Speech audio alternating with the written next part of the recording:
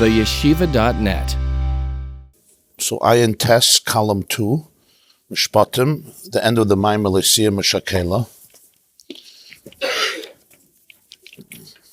And good morning, everybody, and a good Chodesh, Freilich and Chodesh. So the words that were used in the pasuk on which the Maimer was based is Hashem tells Moshe, and he gives over the Jewish people, Va'avadatam es Hashem Elokeichem. You should serve Hashem Elokeichem, and He will bless your bread and your waters. And I will remove illness from your midst. There will not be a bereaved woman or an infertile woman in your land. The number of your days I will fill. So through the Maimer, he discussed this pasuk, these two psukim, the end of Mishpat and Perek of Gimel, pasuk Chav, Hey and Chavav, Exodus 23, verses 25, 26, the way it's reflected in the Avodah, in the inner life of the Jew, going through the different steps of dealing with the phenomenon which we would call Meshakela or Akara. Meshakela is when there are emotions, inspiration, but it's not lasting, it doesn't endure, it dies. Either it dies in utero or it dies after birth, but it doesn't last. And then there is Akara, the inability even to develop the spiritual child, the spiritual emotion or experience. He spoke about the need to go away from artzecha, that I own these emotions, the need sometimes to create a keli, a kaisel bracha, which is hollow, which is open, the need to be able to rinse out that keli, kaisel bracha tzarech hadacha, and finally, what Chana does, what Ispalel Chana al Hashem, ubachai sifka, Chana davening al Hashem, connecting to that place which is even beyond Yudke Vavke, from where comes the real Bachai Sifka, and ultimately she's blessed with a child. Because Chana represents Knesset Yisrael when they don't have children, just like Leah represents Knesset Yisrael when they do. So he says, V'hine ksiv Avram zaken baba yamim. The pasuk says about Avram Avinu in Chayei Sarah. It's 157, ayin test column 2.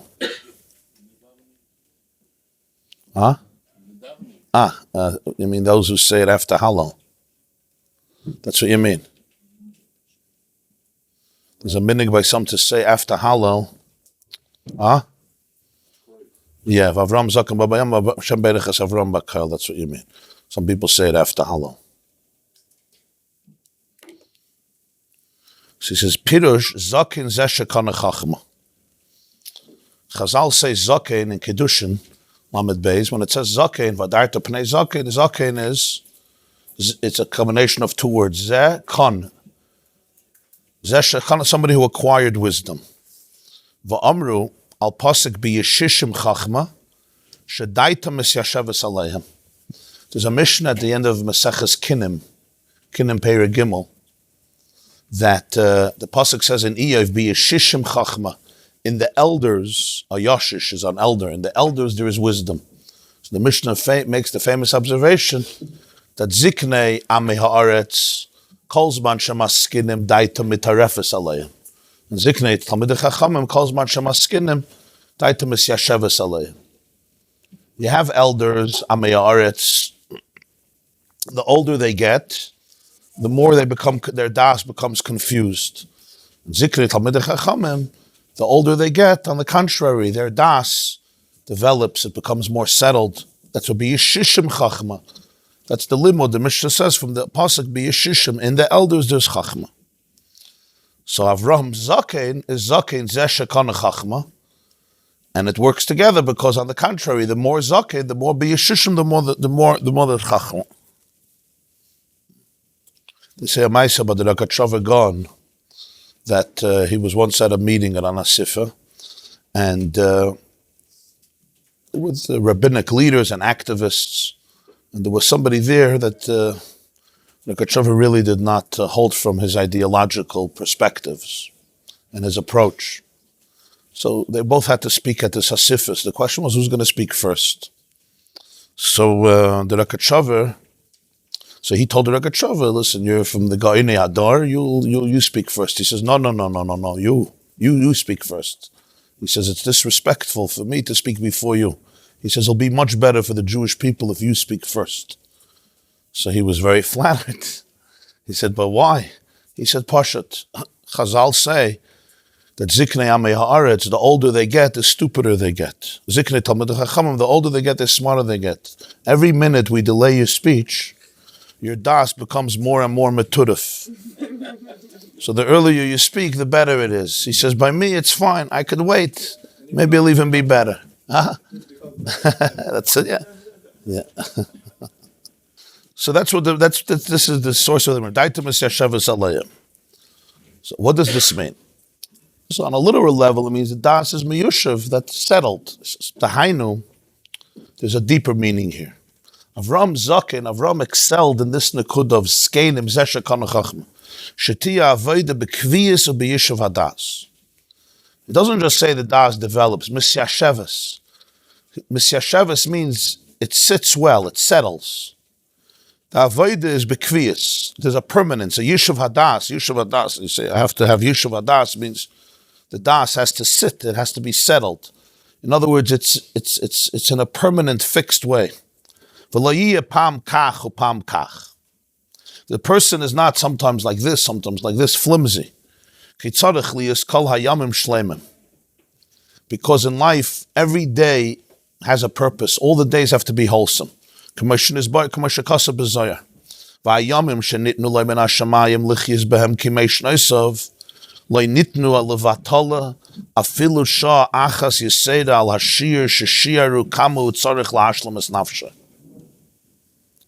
It's not just every day has its purpose, every hour has its purpose. The days that were given to each person from heaven to live his or her life, even 1 hour was not given for waste, levatala. More than the shear that they estimated what the person needs in order to fulfill their mission in this world, lahashlemas nafshe, to complete his or her soul. So days are very different because every day is different. It has its unique opportunities, its unique blessings, sometimes its unique challenges. The menu. The menu. Yeah.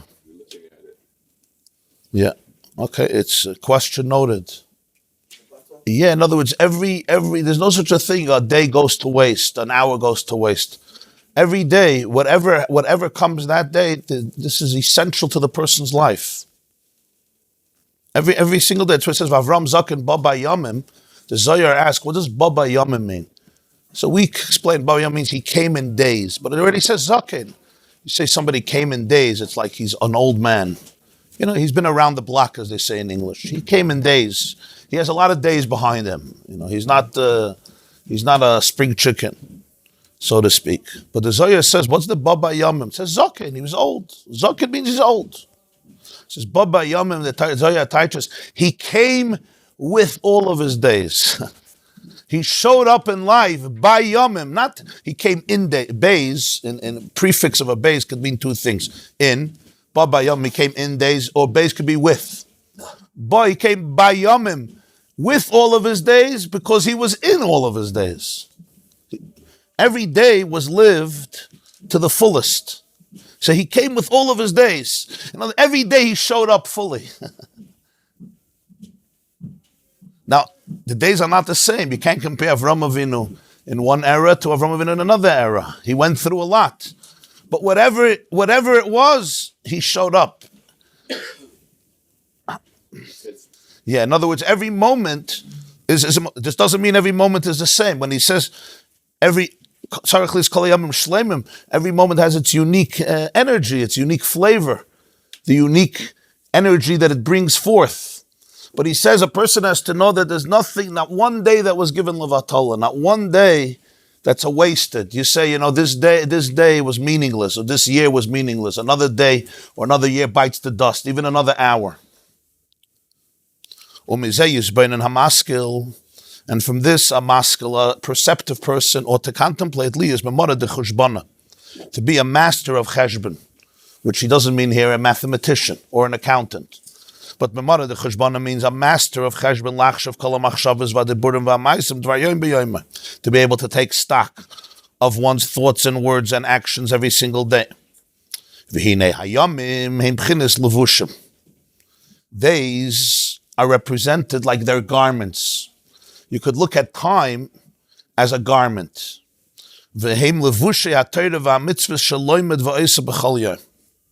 Every day brings, it's like a different garment in which you dress yourself that day. It's like every day is a different, day is time, so it's hard to imagine that. But every day, he says, is like a levush, that you dress yourself in that day. It's the unique framework that day presents that you can now dress yourself in. And those are the levushim of Torah and mitzvahs that a person learns or does every single day. And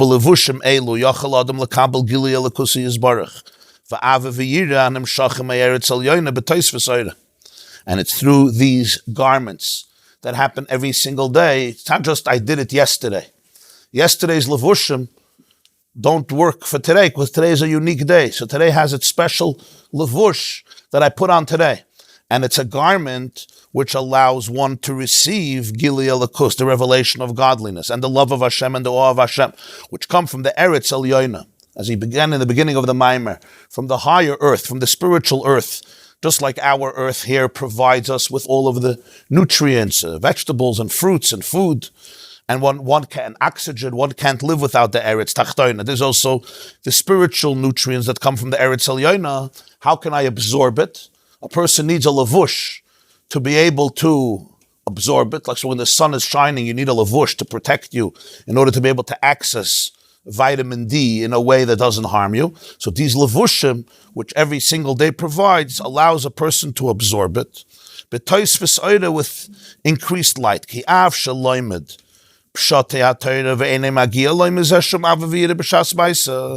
Even in a case where a person is learning the pshat of Torah, meaning Torah on a pshat level, and therefore, at the moment, he or she doesn't experience from this a revelation of Ava and Yira, Mikol Makom Harei Torah Oir Zarua Be'eretz Elyoina, Umisham Tatzmiach Tzedakah, V'Rav Chesed, Dainu B'chinas Ava Rabba, on the Parshas Yisrael Ahar Lam B'Levushim Elo. But the truth is that the Torah is Oir Zarua.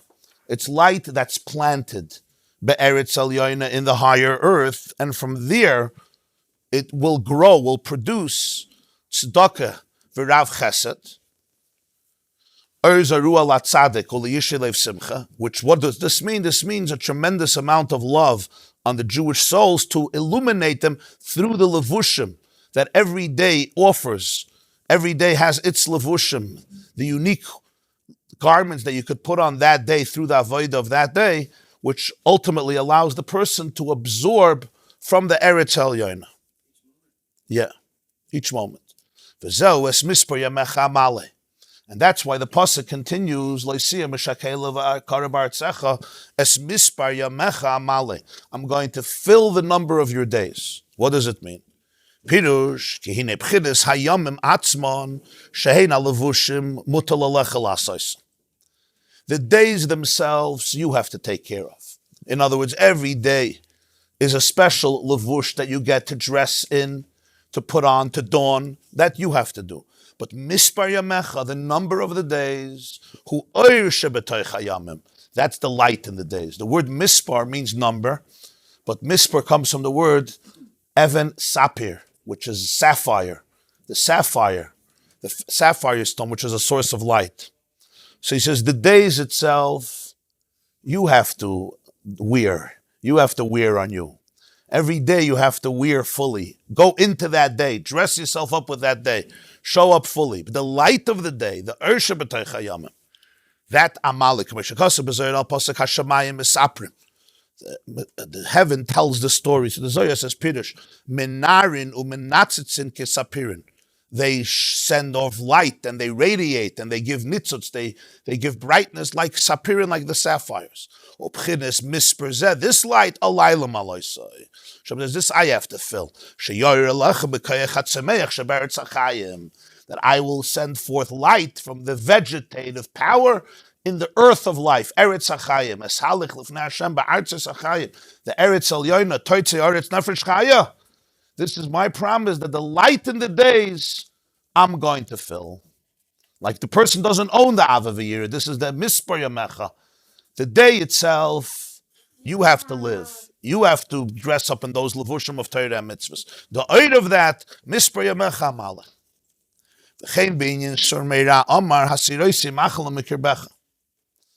Right before that, he says also about the negative going away. I'm going to remove machala, illness, from you.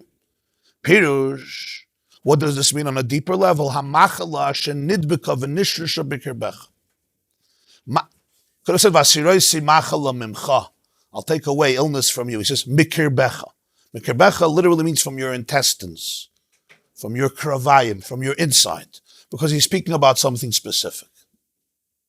He's speaking about the machala that's nidbak and nishrash. It's cleaved and it's entrenched inside of you. Bikirbech. What is this? For Inyan Maimer Azal, this is what the Gemara says in Masechta Bava Basra, Dalad Mesu Be'etir Shal Nachash. There's 4 people who died because of the snake. Yishai, Avi David, Binyamin, Amram, Kolev. It's not regular names. 4 people, as Rashi says there. The only reason they died was because of the Chet Eitzadas. That was the only reason they died. Hashem told Adam that after you eat from the tree of knowledge, it's going to bring a death sentence, even though he didn't die right away. So the Gemara says that there's 4 people, Taka. The only reason they died was because of the snake. In other words, because of the Eitzadas. So he says, Afal Pishem Tzadikim Gemurim. They were complete, wholesome tzaddikim. Mikol Makayim, Nishar Bamadayin Eze Shemetz, Mizua Masanachash Layachul Asirim Mikol Vaka. There remained in them something, a residue from the filth of the snake, which they could not get rid of. And therefore it affected even these people, even these 4 people who were obviously tzaddikim gemurim. That's the whole point in the Gemara, that there was nothing else in them besides the filth that comes from the nachash. That's the machala mikir becha. There is the illness that's outside. Mikir becha means that even it was ingrained in them so deeply. So he says, Vasiroisi machalam from the kirbecha. What is this? For who ikir nekudas klipas gases haruach shenase beteva ha'adam bechatoy me'etz hadas tovera. What is this? It's the primary core of the klipa of the shell called gases haruach, which is the unhealthy ego, created by nature and ingrained in nature from the moment that Adam and Chava ate and consumed. He doesn't even say he ate, because it represents an experience. From that tree of knowledge, which the Torah calls Eitz Hadas Tovera. The Eitz Hadas, which is good and bad. Which l'chayda at the surface, when you're reading the story, it would seem like a wonderful thing to eat from that tree. The tree that can help you understand good and evil, right? Every parent, every healthy, functional parent, you'll ask them, what's the point of education? They'll tell you one of the first things I want to teach my children, right from wrong, good from bad. If they can have das, what's right, what's wrong, what's good for them, what's bad for them, you're already ahead of the game. You're good to go. What about if you yourself can have das and toivera? It's like a wonderful thing to have das and toivera. But somehow this is considered the downfall of existence, the downfall of human existence. So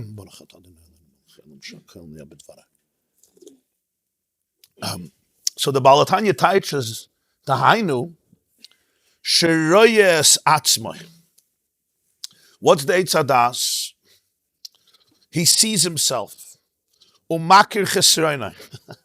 And he recognizes his flaws. No, this is a bad thing. So people hope you hope people can recognize their chesroinus. No? Huh? It's what your wife is asking for so many years. If you could just recognize your blind spots. Oy, yoideya shezeh tov lo. Or on the contrary, he knows this is good. He knows kasroina means his void, what's missing. Kasroina here is not only flaws, it means he knows what's missing, or he knows what's good. He knows this is ra, this is what I'm missing, and this is on the contrary, this is good for me. Meshakela, how does it all begin? It doesn't begin with eating it. It begins vateira ha'isha ki toiva eitz l'maychel. That's how it begins. Before eating it, there was something else.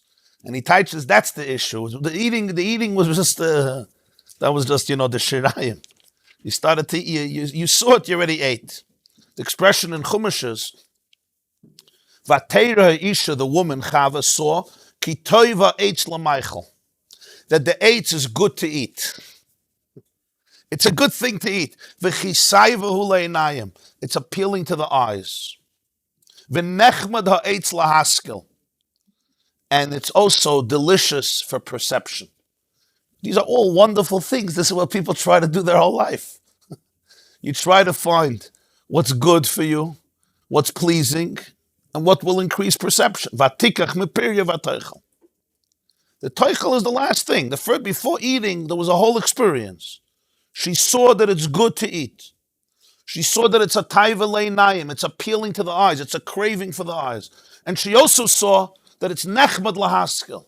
Nechmad means desirable, like we say, emes v'yatze v'nochem v'kayim v'yosher v'nem v'ol v'chave v'nechmad, right? It's desirable. It's a chemda. It's desirable for what? Lahaskel, for perception. This was the Eitzadas. Says that's it. He sees himself. He recognizes what's missing. Knows that this is good. This is good for him. Toiva eitz l'maychel. No. V'zehu shoyrish hazuama u'makir l'chol ha'tayvas v'avedas. This is the source of all the zuhama. Zuhama means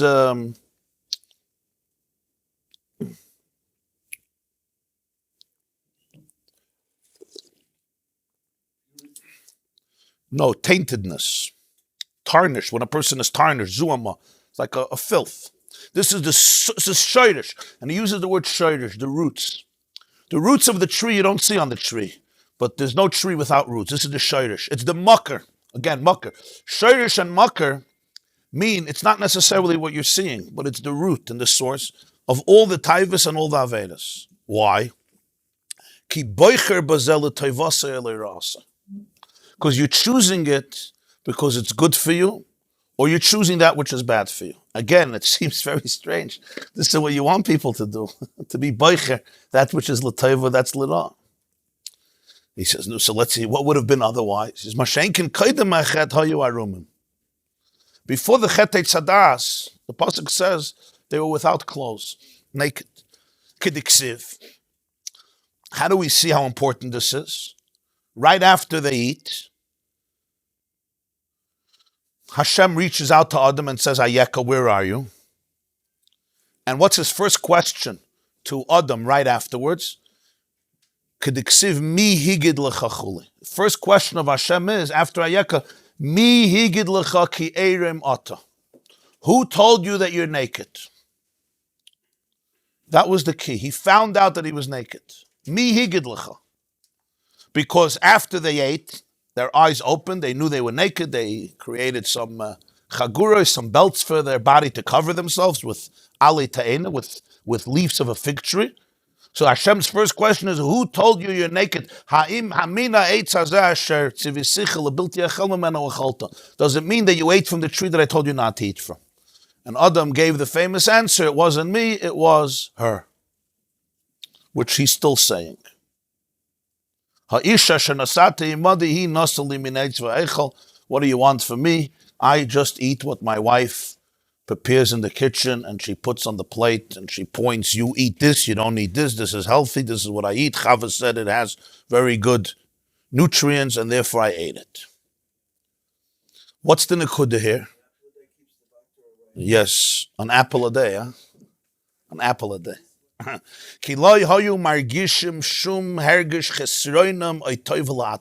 know why they were naked?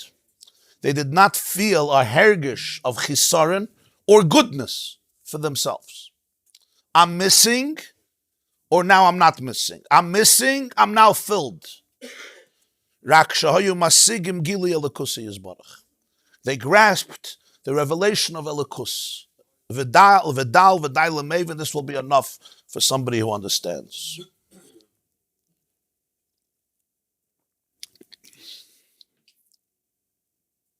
And that's the machala you have to get rid of. That's the machala mikir becha. Mikir becha. That's the machala inside. In other words, it's a different type of illness. It's the illness that's mushrish, mudbak inside in the teva ha'adam, as he called it, ikir nekudas klipas gasus haruach, that was created in nature. It's not somebody did something. It's part of teva ha'adam from the moment of Eitz Hadas. You understand what the Balatanya is saying here?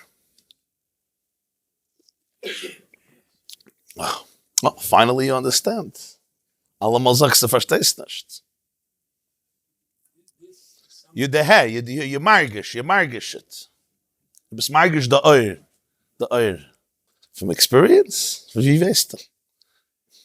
Vasiroisi machala mikir becha. Akara is they're stuffed up, they have no emotion, no base of lad, and Meshakela is the emotions, the inspiration wanes.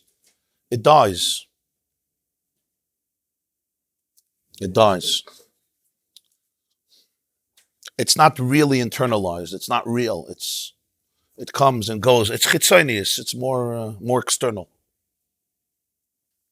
It's not, it's nicht durchgetan, it's not really authentic. So we want our emotions to be very, very strong and powerful, but yet towards the Torah, not the other way. He wants pnimizdika people, real people. Avodas Hashem is real. It's pnimizdika. It's authentic. It's duruch and duruch. It's not you pick up your eyes, you glaze, you make with your hands, and you scream Ana Hashem Mashiach, and it's fine. Not only. So Zayin. Okay, you're right, maybe, yeah. You're right. You have a point, yeah. I'm saying not only. The external has to follow the internal sometimes, not...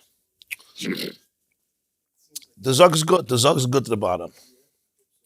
The zog's good. Zog's allemal good. So what's the condition the Alter Rebbe is describing here? Anybody is familiar with this condition? Seems like beautiful words that he is calling the Chet Hadas and the source of all the taivas and avedas. You know what's good for you, you know what's bad for you, you know what you're missing, you know what you're not missing. I mean, there's people who go to therapy for 40, 50 years to come to find out what they're missing, what they're not missing, what they need, right? To find out, some people describe optimal emotional health as knowing every moment what's good for you. And he calls it the Chet Hadas. This is already in the world. Yeah, even in the world itself of Havai, it's the Chet Hadas. Yeah. Says, and what was before Eitz Hadas? Before Eitz Hadas is one word, they were naked, they were arumim. And where did Hashem see the difference that somebody told you you're naked? And that changed everything. We have a word in English, again, it seems like a very beautiful, it's called self-awareness. Self-awareness is something that people should strive for, we would think, right? And people do, a lot of people strive for it.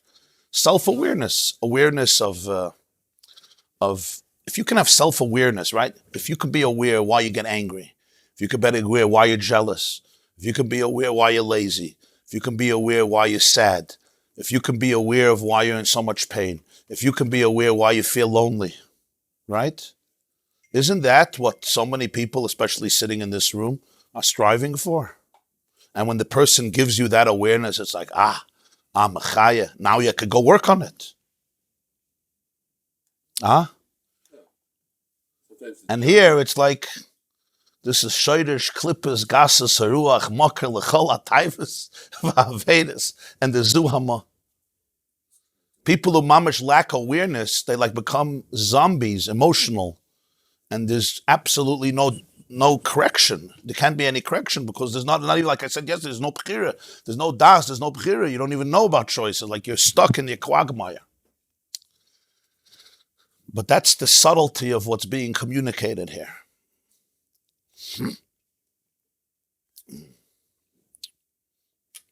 The tachlis of all self-awareness is to come to a place that's beyond self-awareness.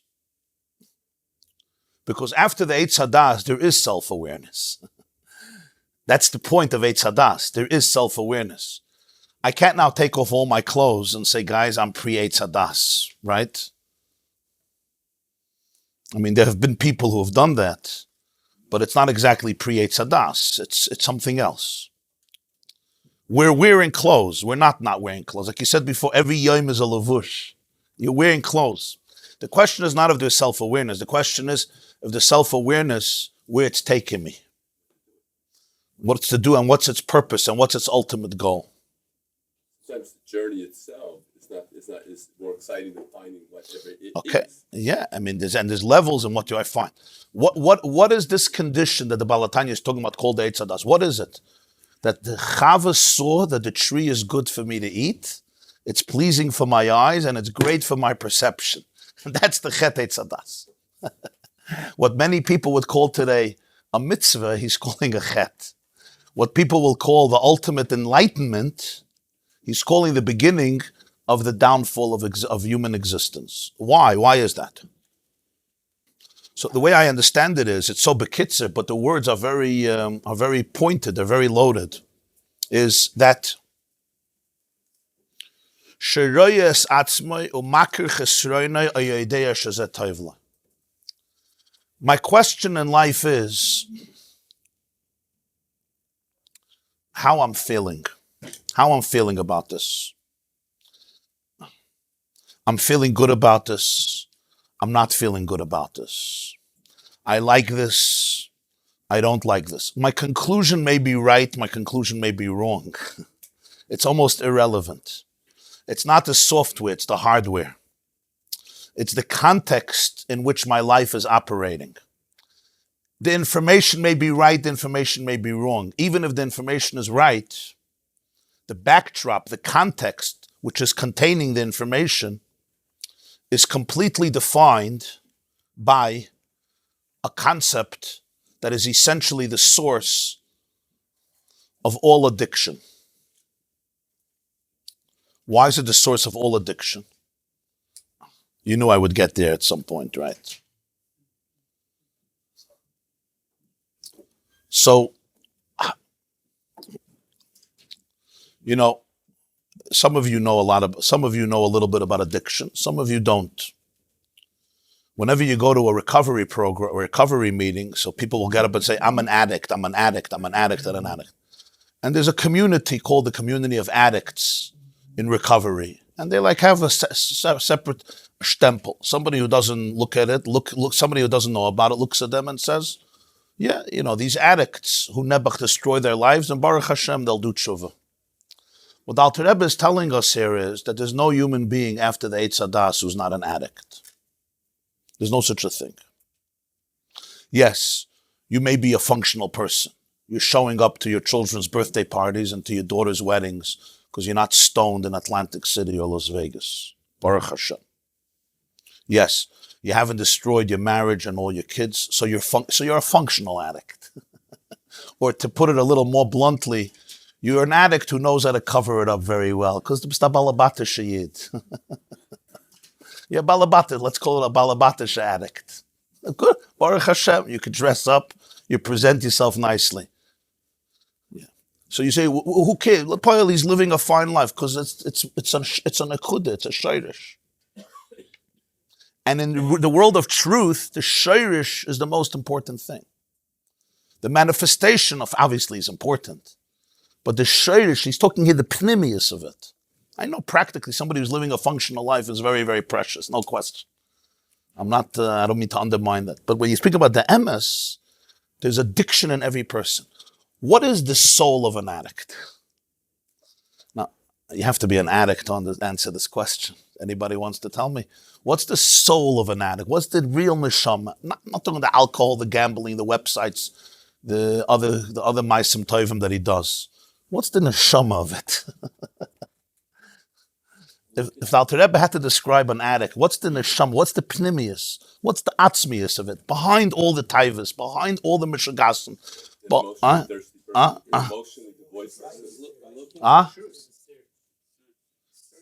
The search. In a chanami, but you see that he knew a lot. You want to know how many taivas there were in Liyashna when he said this maimer? First of all, the Yetzer Hara has been around since the Eitz Hadas. So Belarus also has. Don't worry, Russia is Russia. Russia did well for itself in taivas. Don't worry. Now I understand it's a different culture, of course. The 1700s and Liyashna was different. I understand, but the human condition is the human condition. The human condition is the human condition. We need to know that we're doing good, though. We're really doing good. Right? This is not an addiction center. This is a learning how to be. Speak for yourself. Light, love, and truth, hope. Very good. You can add truth. Today you can add truth. Yeah. I don't mean to argue with you and your innocent and beautiful words. I would just say, you said this is not an addiction center, right? Yeah. I don't mind if it is an addiction center as long as we're aware of it. A certain type of socks that we need to wear. Like, we don't have our addiction. Yeah. Hardcore. What's he trying to escape? You don't want us to substitute our additions for addiction to Rabbi work. The Nevi'im, when they prophesied, they reached this level of The Nevi'im. Different Nevi'im, obviously different madregas. The Nevi'im would all take off their clothes, yeah. The Nevi'im they would take off their clothes. There was a reason they took off their clothes. The Tanakh says the Nevi'im used to take off their clothes. They used to call them Meshugoyim. You know that, right? Hagam Shol, they called them Meshugah. In Tanakh, a few times Nevi'im are called Meshugoyim. Why? They used to take off their clothes. And it's not that they took off their physical clothes. There's deeper clothes that they took off. It's called the clothes of survival, which he calls here Hergish Atzma. The feeling of self. The addict is trying to escape what's called self-consciousness. The feeling of self. Self-consciousness. I'm conscious of me. And that consciousness of me is driving him crazy because it's associated with a lot of pain. And he'll do anything to numb himself from that consciousness. He'll do anything. And tomorrow he needs much more because the numbing has to be more powerful and more intense. He's really trying to go back to pre-Eitz Hadas. That's all he's looking for. He wants to undo Chava's and Adam's mistake. That's what he wants to do. He wants to go to a place of Arumim, of mamish no clothes, and he'll do anything for it. And when he has that, for a few moments in his delusions and perceptions, he's a free man. What is he free of? He's free of the nagging self-consciousness that never allows him to be free. Now, some people will understand what I'm saying now, some don't. If you don't understand, Baruch Hashem, if you do, you understand. There's people who could never get out of themselves. Yeah. Let's say you come to a lecture, or you come to a chasana, very good example. You come to a lecture, right? There's 2,000 people, and there's only a seat in the front. You ever had that feeling? So you have to walk through the aisle, right? What are you feeling when you're walking through the aisle? Huh? Everybody's looking at me. What else are you feeling, right? Could you even think about what's going on there? No, there's only one person existing in the world. It's me, and everybody's looking at him. Yeah. There's people that come to a chasana, they're dancing. Are you dancing at the wedding? I'm asking myself one question. Where do I fit into life? How often do you ask that question? Where do I fit into life? Honestly, how often do you ask that question? So some people ask that question 24 hours a day, every single second, either consciously or almost consciously. I'm always positioning myself into life. I'm always putting myself here and there.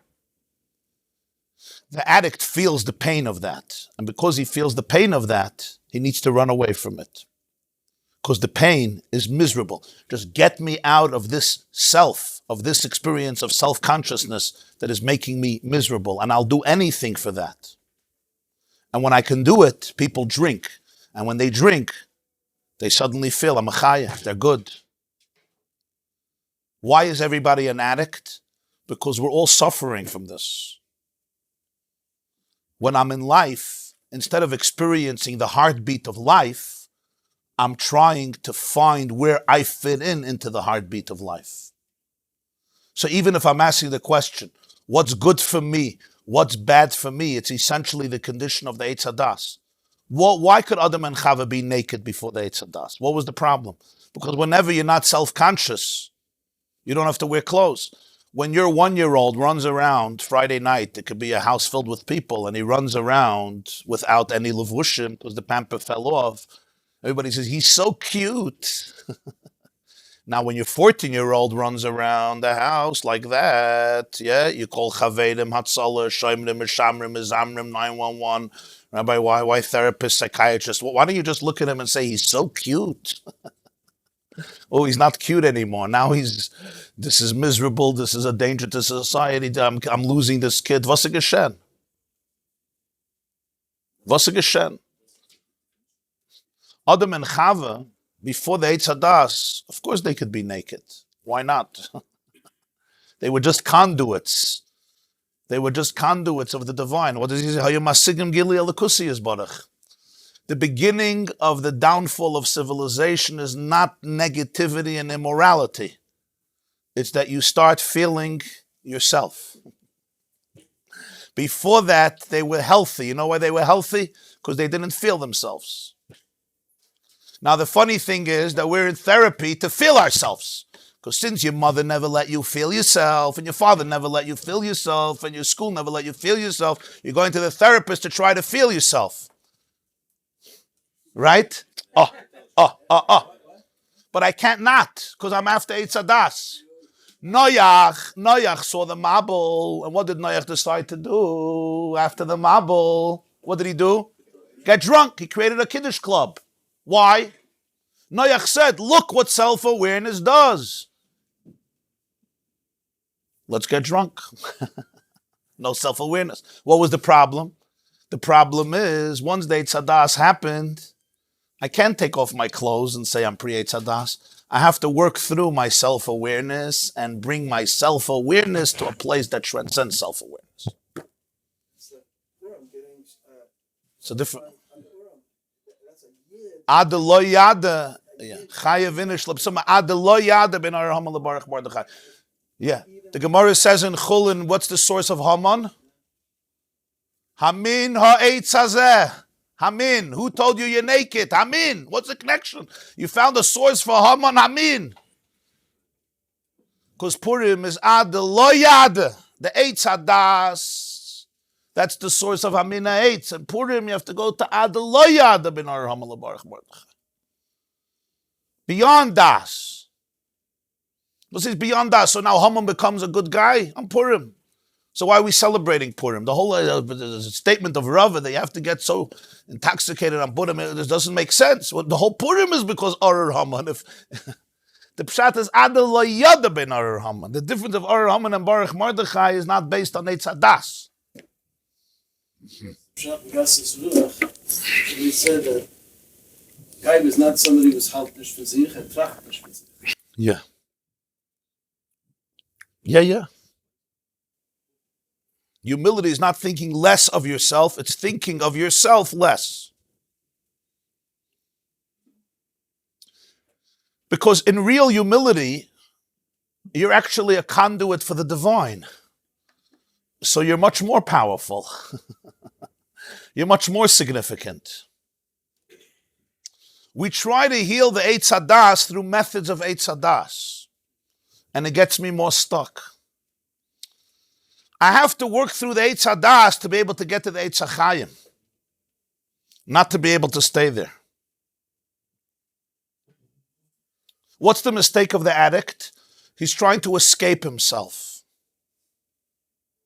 He wants to get out of himself. He wants this out-of-body experience. He wants to become a prophet. But he doesn't do it because he's doing it through external stimuli that's false. What's the healing of it? The healing of it is not to go out of myself, to allow myself to grow above itself, to transcend myself, not to escape myself, not to go out of myself, which is not going to last, but to transcend that.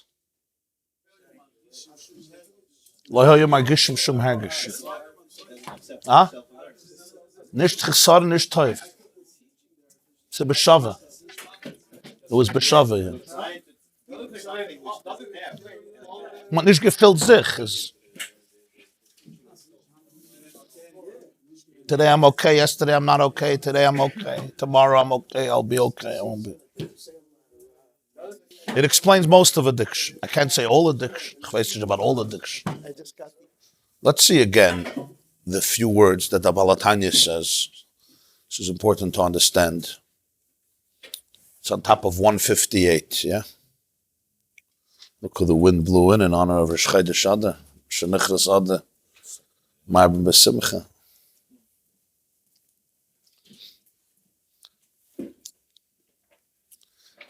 So he says there's the Nekudas. You see the second line of the left column. I just want to read these few lines again. There's Nekudas Klippas Gasas Haruach Shenasa B'teva Ha'adam B'chetoi Me'etz Hadas Tevera. There's the Iker Nekuda, the main point, because there's manifestations of it. But the Iker Nekuda, the core, the seminal point of the klippa, of the shell, the husk of Gasas Haruach. And he calls Gasas Haruach here a klippa. Klippa means a shell, like the klippa of a peri, right? The husk of a fruit, the shell of a fruit, a banana or an orange or a walnut. So he calls Gasas Haruach a klippa. And that's important because the definition of Gasas Haruach, of arrogance, we usually don't call a klippa.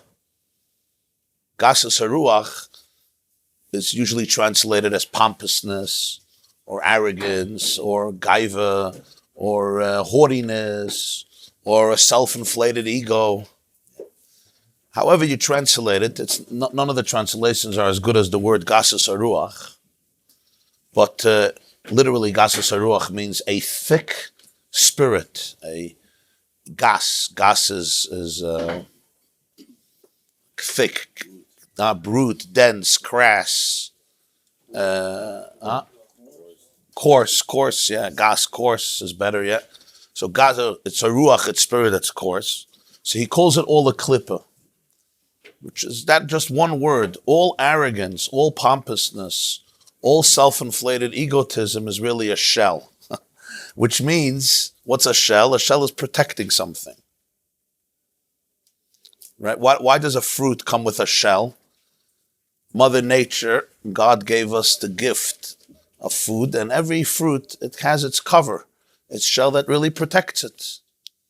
Some have very thick shells, some have very thin shells, some are transparent, some are not. But many of them come with a klippa, whether it's the orange or the walnut. The klippa is there to protect it. But if you stick to the klippa, you never access it. You have to remove the klippa in order to access it, because there's no access without it. That's why you're allowed to remove a banana peel on Shabbos. It's not called boirer, it's called accessing. You want to access the banana. You're allowed to eat a banana on Shabbos. You're not separating the bad from the good. You're trying to get the banana. The only way you can get to the orange or the banana is by removing the peel. Why is it not a problem of boirer? This is a question in Allah. Shabbos boirer is asur, and boirer is removing the bad from the good. That's mamash what you're doing. You're taking off the peel. It's mixed with the orange, and you're separating it. So you could say it's not mamash mixed. It covers it. Most important thing is it's accessing it. So when you're accessing it, you can get it, you can enjoy it. So he says, all gasas haruach is a klippa. I mean, it's always protecting something. That's what it's doing. It's protecting something. It's a shell, it's a husk. There's something inside there. There's always something much deeper inside. And you only when you can penetrate the klippa, can you get through it. So those words are very, very important to define gasas haruach as a klippa. How did this happen? This was created in nature. In other words, it's not that you're unique. You're different than everybody. You're somehow lower than others. This is the human condition. It's what we call teva ha'adam, the human condition. Where did this human condition come from? Is it essential? Is it ingrained? Is it eternal? She says no. It came from the first aberration. Chet is an aberration, which was Eitz Hadas Tov Ra, and that's why it's called Tov Ra. Why is it called Tov Ra? Good and evil. So he teaches the Hainu Sheroyes Atzmi Makir Chesrena Yedeyesh as a Tov. The Eitz represents knowledge of Tov Ra. No, that's a good thing. So he teaches, he sees himself, that's number one, and recognizes what's missing for him. Or the other side knows this is good. This is good for me. Or this is not good for me. So the first thing is Sheroyes Atzmai. He sees himself, and therefore Makir Chesroina. The next step is he recognizes his void, what he's missing. There's a chesron, there's something missing, there's a void. Yeah. Or saying, this is good for me. I recognize there's something I'm missing. This can fill it. This is good. And that's what happens. That's what happened with Chava. She looked at the tree and she said, this is good for me. This is pleasing. This is geschmack. A lot of adjectives in that pasuk about how good it is. That's why it says v'goymer. So this is the teva ha'adam that was created. Das toivera. What's about das toivera? He teaches das, knowledge of toivera is knowledge of the self and what the self may be missing, and therefore what could fill it, what's good for me. He says, V'zeu shoyrish hazuama makir l'chol ha'tayvas v'avedas. And this is the shoyrish of all zuama, of all distortion, of all toxicity. The word zuama is toxicity. That's the word I was looking for. Zuama is toxicity. Toxins are called zuama that goes into the body. It's toxins. It's like dirt. It's the source of all toxicity. The source. You know, from a source come out a lot of stuff. It could be, but the source is this. You touch the source, the shayrish. This is the root of the tree. Umakar l'chol ha'tayvas v'avedas. Why? Because either he's choosing it for his taiva, for his ra. It can even be l'tayvasai or l'ra'asai, but that's the shayrish. What's the contrast? What else is there? Knowing yourself, knowing this is good, this is bad. I mean, what else? So he said those few words, just mamish 3 lines. That before that they were naked. Hashem tells Adam, who told you you're naked? You must have eaten from the tree.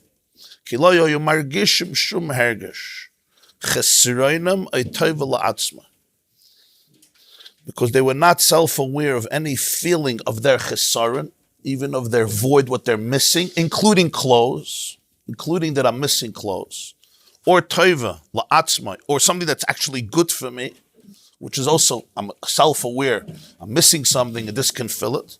What? Yeah. What were they? Zombies? Dead? No. It says, their awareness, there was a hasaga. Hasaga means comprehension. There was an awareness of what? The revelation. There was a gilui elikos, manifestation. They were manifesting godliness. Well, we're all Adam and Chavas. I mean, the genes of Adam and Chava is you and me and us. It's just a couple of years later, but not so much, yeah. Yeah, the turtle says it happened fast. We have here the definition, the description of the birth of consciousness. Das is awareness, consciousness, knowledge. Consciousness seems to be the ideal state. Awareness, truth, consciousness. People talk about developing a consciousness, expanding consciousness, getting in touch with consciousness. It's a big buzzword. In Hebrew, they call it muda'ut, which is connected to das, right? Muda'ut is an awareness, a sense of das. There's chachma, there's bina, and then there's das.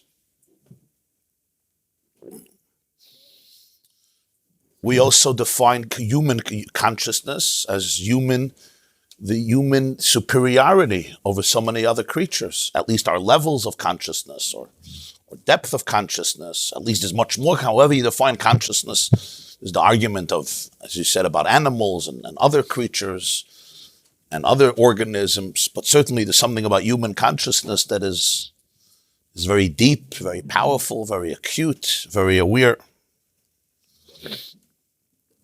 Our ability to be conscious of ourselves, or others, to distinguish, to ask questions like where we come from, where we're going, what existence is made up of, which allowed humans to reach where they're reaching. A virus comes, coronavirus comes, and people are not just victims, they ask a question. What is it? Where did it come from? What are its causes? How can we quarantine the situation? How can we stop it? This is Moiser Ha'adam, as we say, Moiser Ha'adam in Behema. What is superior over the Adam, the Behema. The animal also has his consciousness. The horse recognizes danger and also tries to avoid it, according to his limited skill set of what the danger is and what they can avoid. So l'cha'ira, this is all very complementary of the human experience, consciousness, das. Especially das of Tov and Ra. Torah says good and bad. You want your children to know good and bad. You also would like your children to know if they're naked, wouldn't you? Would anybody disagree? You would probably like your children to know when they're wearing clothes versus when they're not wearing clothes. V'haraya, when your children don't know the difference, you'll probably be going to a lot of therapists to find out what to do and trying to schlep him to therapy. These are all good things. But the Alter Rebbe is saying, yeah, consciousness is a very good thing. Das is a wonderful thing. Yeah. Their whole life, people want to search. He says, yeah, that's great. You could see yourself and recognize that you're missing something. Wow. It's like, okay, you're already ahead of the game. You could see yourself. You could look at yourself. You could be self-aware, right? This is all what people, so as I said, what people sometimes see as the purpose of life, he says is the beginning of all toxicity. The shayrish hazuama. So this has to be understood very well. But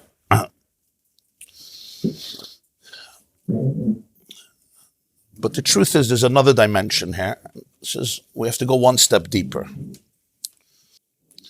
Consciousness also suggests that we're disconnected from the thing that we are experiencing.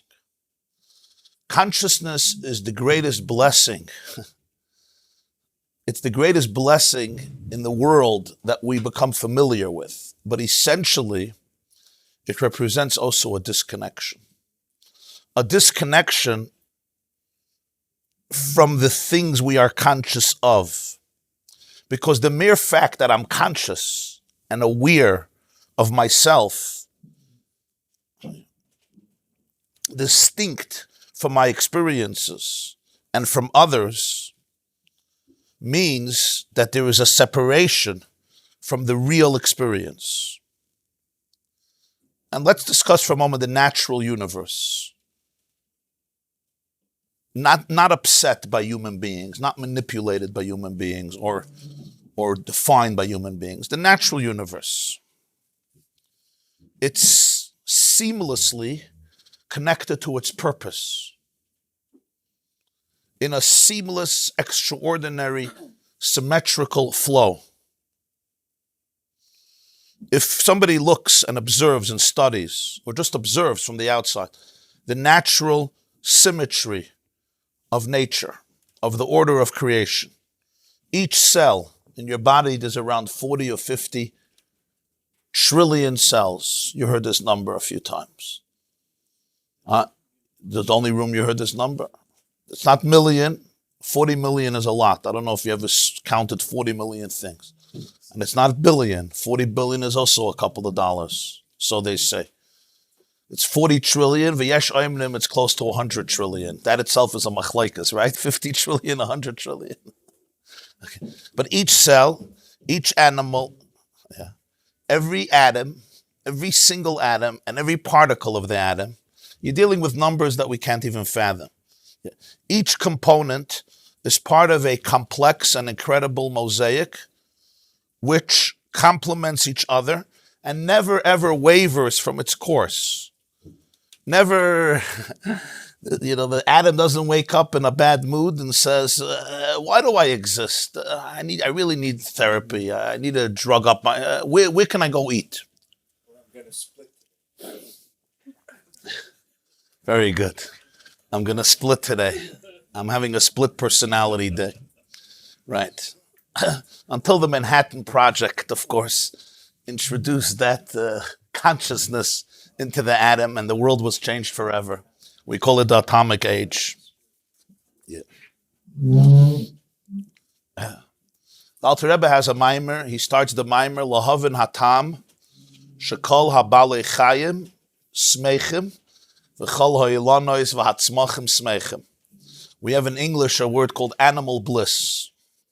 Yeah. But I'm talking about animal bliss, not ignorance. Yeah. Animals, again, I'm not talking about animals living in Los Angeles or New York around people. Okay, I know this in Los Angeles, there's therapists for dogs. But animals are not bored. Yeah. When you watch the puppy or the cat running around, the puppy is also thinking about something. But the question is not to piddle or not to piddle. That is the question. Or why didn't God create me a salamandra? Or what is the meaning of existence? What should I be doing with my life? Am I self-actualized? Which brings me to really think about what a terrible mother I had. And my father, Bichlal, was never home. Absentee father, a crazy mother, an addictive mother, which explains why I am mamish, a lost case and a victim, and I feel so lonely. We could project all of this on animals I don't know what animals are thinking, so I can't tell you.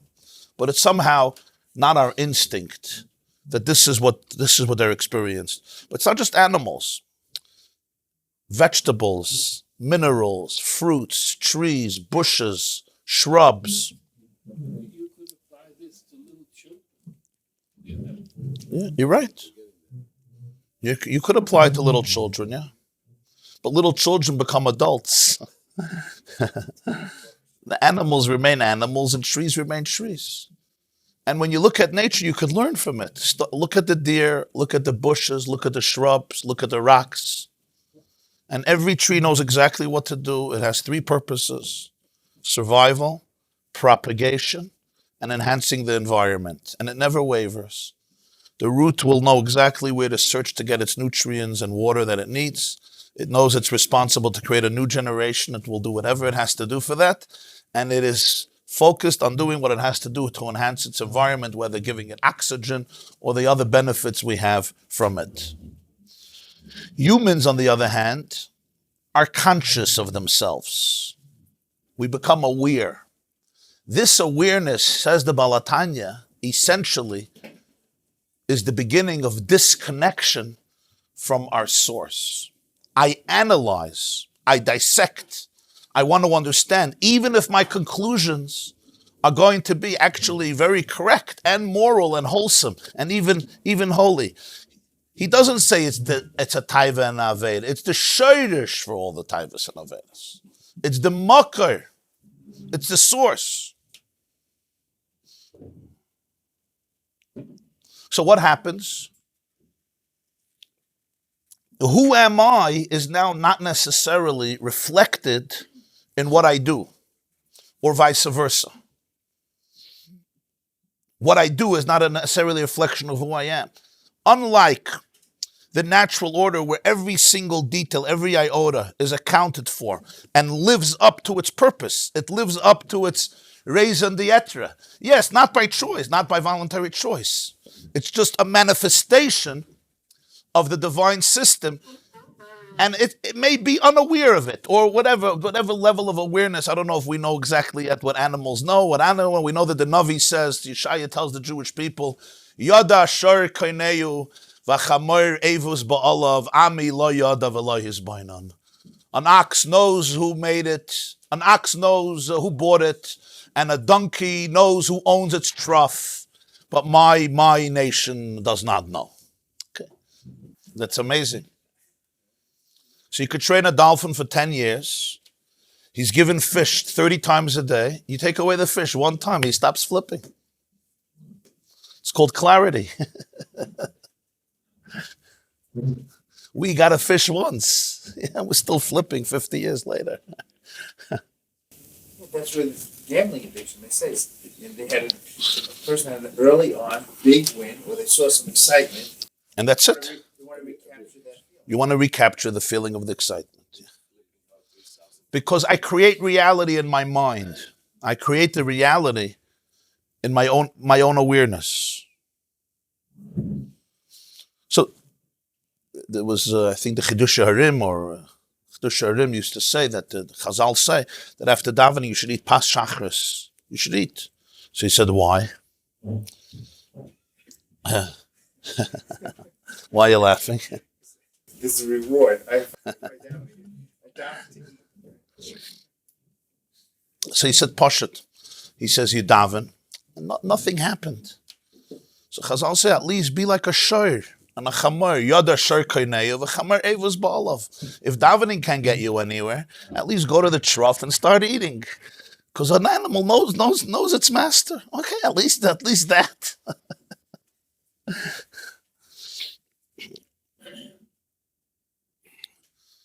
As a result of this, we have maladies that the natural order won't have, which is primarily called a neurosis. Neurosis. Person becomes neurotic, and it's all a result of consciousness, anxiety, fear, insecurity, loneliness, aimlessness, a lack of purpose, internal stress, and a lack of wholesomeness, compartmentalization. Consciousness at its core, says the Alter Rebbe, is a state of disconnect.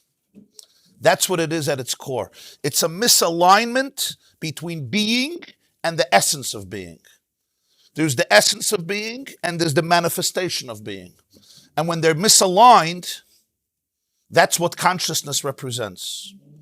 So yeah, I'm looking for the essence of being. You know why I'm looking for it? Because I'm not one with it. I'm trying to feel one with it, and the more I'm trying to feel one with it, the more it means I'm not one with it. Because if I'm one with it, I become it, and I'm not aware of being it. And the more aware, the less connected. So even spiritual awareness is really the source of all toxicity, because this means there's a disconnect between the oneness and my experience of it. The greatest obstacle to true life is experiencing life. I remember once, I was a young bacher. There was a big Rav. He came to see the Lubavitcher Rebbe, and he said, Lubavitcher Rebbe, wie filter sich? In Yiddish, there's an expression, wie filter sich, which literally means, how do you feel? But the translation literally is, how are you feeling yourself? Wie filter sich? So he said, without skipping a beat, he says, the Shevat Hamal gesagt, my father-in-law once said, as me fehlt sich is shenish gut. He said, how are you feeling yourself? If you're feeling yourself, and then he explained, this is a beautiful metaphor, and it's so real. When is your body in the healthiest state? When you don't feel a thing. And the more healthy you are, the less you feel it.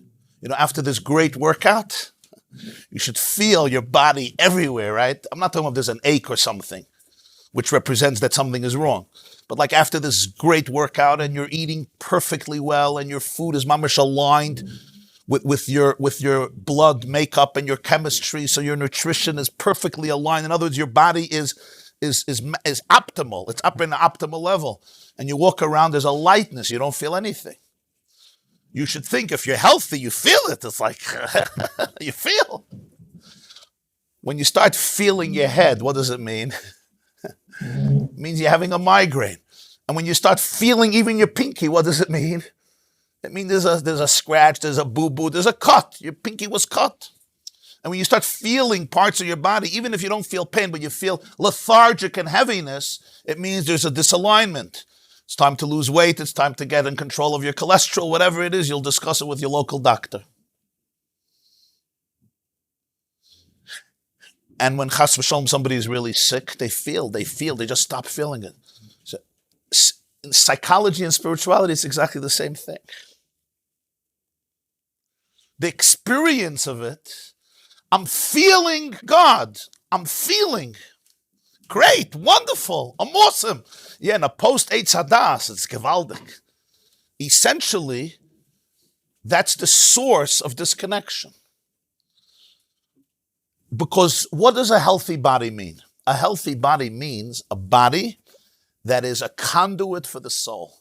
The electricity and the body are completely synchronized so that the body is one with the soul and there is a seamless flow from the neshama through the guf. So the real guf is completely one with the neshama. That's health. That's health. The body, the mind, and the soul are completely one. There's a seamless flow of energy through the body. The body doesn't feel itself. When the body starts feeling itself, it means it's looking for connection because it's disconnected. It needs attention. Why do you need attention? Is there anybody here who doesn't need attention? Why do I need attention? The pinky saying, notice me, notice me. My me is crying, my me is struggling, my me is not healthy. Notice me. So, when my pinky is completely part of the organism, it's part of the miracle, it doesn't say notice me. Because what makes it healthy is that there's no me to notice.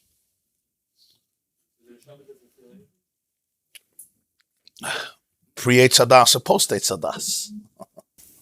Our practice says no subluxations, right? That word I didn't know. No subluxations? Subluxation. Okay. Alignment.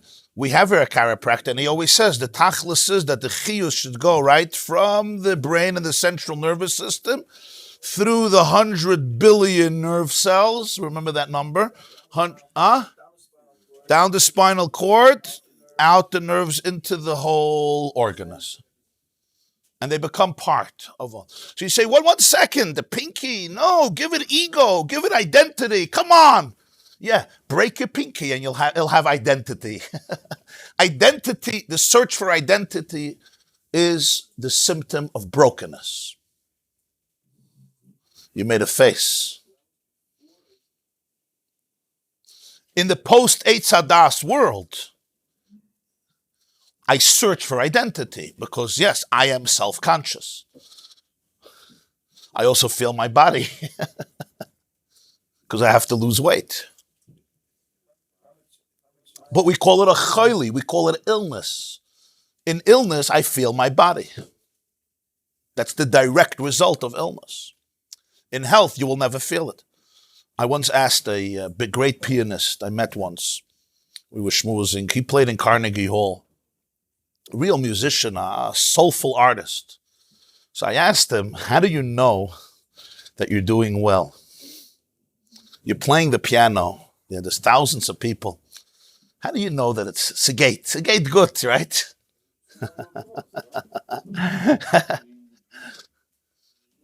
So, of course, later you could find that if they invite you back, if there was a standing ovation, right? And if there was no standing ovation, you're in therapy for 2 weeks. Yeah. And he said, how do I know that it's going well? And he gave the best answer and the truest answer. He says, when I'm not in a position to ask that question. The moment you're playing piano and you're asking that question, of course it's not going well. You're living in your mind. You're narrating the story of, you're like a video camera. You're not there. You know people who go on vacation with video cameras? They say, okay, let's go have fun. So they go out on a boat, right? And they're with a video camera. So you say, what are you doing? In a year from now, we're going to want to have memories. They are the video camera, always. So some people are not with a physical video camera, but they're with a psychological video camera. You're not living life. You're videoing your life and you're playing it back. Whatever, the technology adjusts. Yeah, it adjusts to self-consciousness. Yeah. You understand what I'm saying? I'm not present. Yeah. You had a family event. You're videoing. I'm not present. I'm narrating the story to myself. Okay, I'm playing piano. They're watching. What do they feel? I'm very good. I think I'm excellent. I'm not good. No difference what the answer is. You're good, you're great, you're horrible. Even the feeling that you're great is toxic. And it's going to lead next time to depression.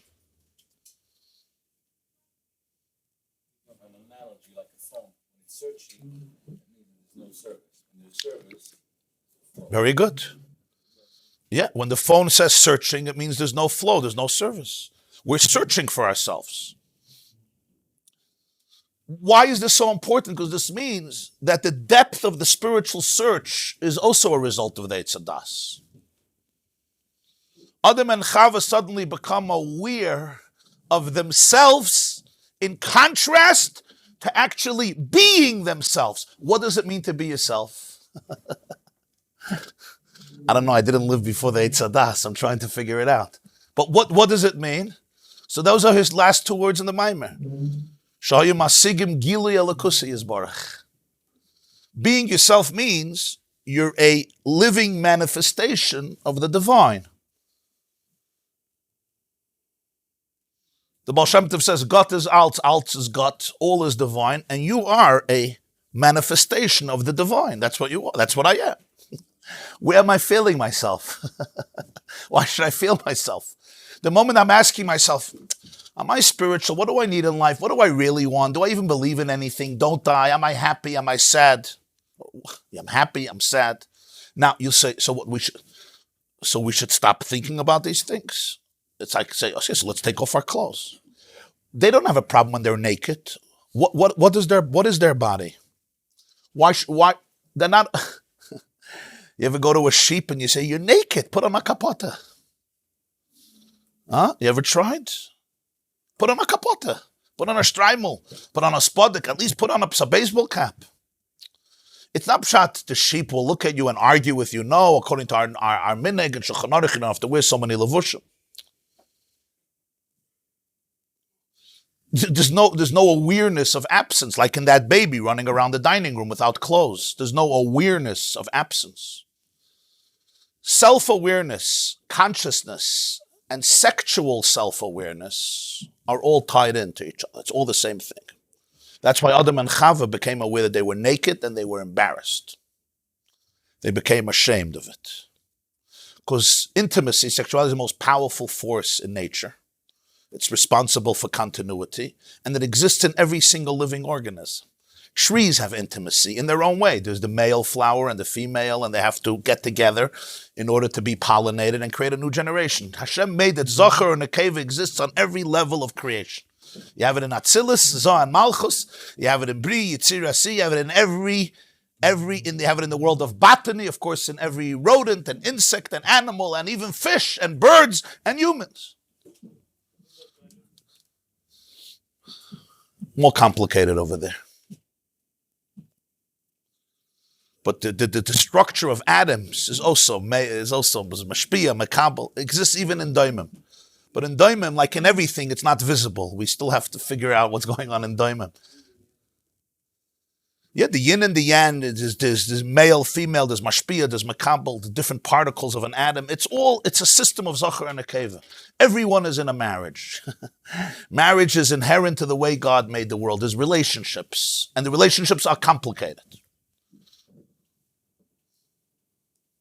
And there's a system. The bee is in a beehive, and the bee needs to eat. So the bee comes to the flower, and the bee takes from the flower the nectar that he wants to feed himself. And the viola, he casts some pollen over the flower, right? He pollinates the seed, which is zera. He makes it fertile, and it reproduces. That was a chuppah. You just watched the Siddur Kiddushin over there. Yeah, there was no Shevat brachas. You didn't have to pay the caterer $60,000. You weren't deliberating about the wedding for 3 months before. Is it a good shidduch, not a good shidduch? I like this shviga. Let's go to premarital therapy, postmarital therapy. Right? Yalla! The awareness allows for something that Adam and Chava didn't have. That's true. That's true. That's true. That's true. Something happens as a result. That awareness itself must be linked with that which transcends awareness. But you first have to identify this challenge before you identify the great glorious purpose. You're right. Every Yerida is tzarech aliyah. There's no, in Chassidus, there's no such a thing. They ate from the Eitz Hadas and we're doomed. That you'll have that you don't never have in Chassidus. There's no such a thing. If you're doomed, it means, now you can get to the truth, right? You learned enough to know that. And the more you're doomed, the better it is, of course. Because but it doesn't mean you're not doomed. It just means, because if you can't live with the chisaron, with the issue, you're not going to be able to heal. Denial, right, is never the way to deal with the Eitz Hadas.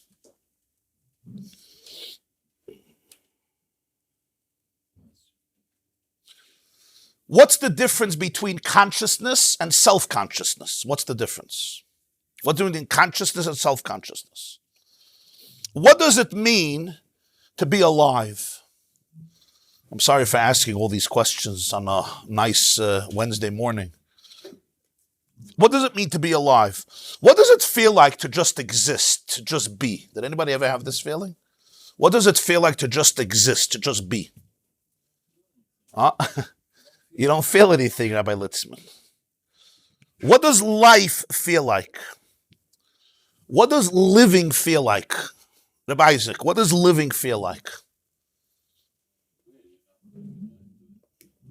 The answer is, if you could feel life, something is wrong. We are always feeling life, at least some of us. That's our issue. I feel very happy and exuberant. How can it be wrong? Right. But if I'm saying, I think I'm feeling happy. I think I'm feeling. Health doesn't have a sensation, as I said. Pain, illness. When things go wrong, they feel like something. When I'm breathing normally, when there's a regular heartbeat, I don't feel a sensation because I just am. The same is true in the mind. When the mind is really one with its purpose, this extraordinary complicated mind becomes a seamless conduit. So life means to be. Being has no sensations. It can experience a sensation, but on its own it just is. And as soon as I feel that I exist, I cease to truly exist. I became disconnected from existence the moment I feel that I exist. The more I'm aware of myself, the less I am myself. There is now a disalignment between the I and the me. And the more I'm in that place, the more I'm disaligned. So we are at our best when we are least aware of ourselves. The truest experience of life is when you're completely immersed in the experience to the extent that you cannot distinguish between you and the experience. Now, I don't want you to hear the wrong messages, because people who have been abused in life, when they hear this, you know what they're hearing? You're a shmata. You're a nobody. Even thinking about yourself makes you such a loser. You understand? But that's only because my self is so shattered. Imagine for that moment, this is not abuse. This is the self as infinity. And the self as infinity cannot be experienced, because that actually means I'm taking myself and I'm quarantining and I'm putting it into a little box and I'm trying to figure it out. That's why he calls Gasa Saruach klipa. What's a klipa? It's a shell. All shells don't allow you to access yourself. This sense of self or arrogance is really an insecurity. It's basically looking for something that doesn't exist and desperately trying to make it exist and feeding it. Why? Because it lives in a shell. It lives in a klipa. That's the klipa's Gasas Haruach. And all shells means they're blocking. What are they blocking? All Gasas Haruach, which at its core is the sensation of self, is blocking me from me. It's blocking me from me. Now, I am always I. There's something beneath the klipa. The question is, can I know the I, or am I always disconnected from the I? He's self-aware. There's something in the world of artists, it's called being in the zone. What does it mean you're in the zone? You're in the zone is you become one with the experience. You're a seamless channel for a higher energy that works through you. You're not detached from it. Imagine all your life activities were driven by your inner vision. You were never detached from the true essence of your life, ever. You were always fully, that's called presence. What does living, they talk about living in the moment. What does living in the moment mean? Real living in the moment means I am completely immersed. There's no detachment. Before Adam and Chava eat from the Eitz Hadas is wonderful. You know good and evil. You know what's good, you know what's bad. It's wonderful. What were they? They were seamless beings. They were transparent vehicles of their soul's oneness with God. That's what they were. So there was complete symmetry between spirit and matter, between Ruchni and Gashmi, between heaven and earth, between form and function, between soul and body, between being and purpose, between existence and my manifestation of it in my daily life. They were seamless beings connected to their purpose. Therefore, they didn't feel self-conscious about their nakedness or their sexuality. The Shalah says, why should they feel shame? Do you feel shame when you expose your arm and you put on tefillin? What's the shame there? Every part of the body is sacred. There's no shame in any part of the body. God didn't make mistakes. We don't have this Christian idea that certain parts of our body are evil, repulsive, grotesque. It's a horrible idea. It's seeped into some people's minds. Whatever, it's a separate issue. We spoke about it a few times. I got in trouble also. Huh? I'm saying it can be misconstrued, it can be misused, it can be misunderstood, of course. But in essence, it's all a manifestation of the divine. It's called the mitzvah of Pru'ervu. It's the first mitzvah of Torah. There was nothing to be embarrassed about. until there was the Eitz Hadas. The Eitz Hadas created a whole new reality. When they ate from that tree, they became detached from their own essence. Suddenly, there's I and you. There's I and there's thou. There's a creature and there's a creator. There's a means and there's an end. And now I have to figure out the creator. So what's the first question Hashem asks Adam? Ayeka, where are you? Why is that the first question? Because before the Eitz Hadas, there's no question, where are you? It's a ridiculous question. You come into my yovel and I say, where are you in life? You wouldn't even understand it before the Eitz Hadas. What do you mean, where am I? Who's this I that you want to know about? This I is divine. And what makes it so powerful is that there's no I. Again, I'm going to say this. If you were abused as a child, it's very hard to hear this because what you're hearing is there's no I. And what do you hear? There's no I. Here he goes again telling me that I don't exist. You understand? This is a different type of non-existence.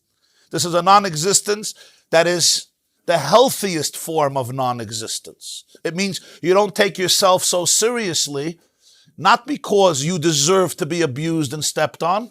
You don't take yourself so seriously because you're healthy. Because you're in a very good place. People who are healthy emotionally don't take themselves so seriously. They don't have to. They take the cause very seriously. The cause.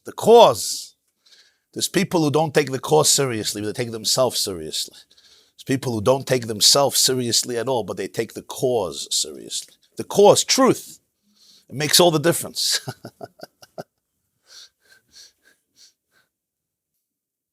Descartes said, I think, therefore I am, right?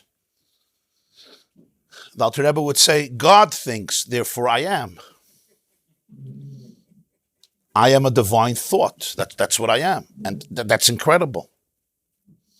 Or if you want to put it this way, I am, therefore I think. Our problem is, I think, therefore I am. No. I am, therefore I think. My thinking comes after my being. My being doesn't follow my thoughts. When you're self-conscious, your being follows your thoughts instead of your thoughts following your being. Did I just make sense? Yeah. Pre-Eitz Hadas, yeah. I am, therefore I think. Now I think, therefore I am. And I have to figure out who I am. Oh, I think now I'm in a bad mood. Oh, I'm doing well. The world likes me. No, I'm very lonely. And you know how often this is in your head? When does this stop? It ever stops? Unless you're drunk. Right? You understand why people get drunk? Or you're sleeping. And when you're sleeping, the dreams. Just exaggerate this a little more. The mind was the mind was God's mind. You learn Gemara, you'll see what the mind does before the Eitz Hadas. I mean, real Gemara. It was God's wisdom being manifested through the human mind. Of course, they weren't animals. When I speak about animals, I don't mean it with the chisaron. I mean it with the maila. In theories of language, Yeah. a child doesn't develop a sense of self-consciousness until they're able to develop. So when the mind is able to verbalize I, you, the sense of self moves. So that the mind creates a vast. It's a pre-verbal mind. There's no iciness. What I'm saying is iciness is creating Disconnect. Of course not. The serpent spoke. They're like, oh, wow, speech is interesting. It's just she gave it to him. The Nachash spoke.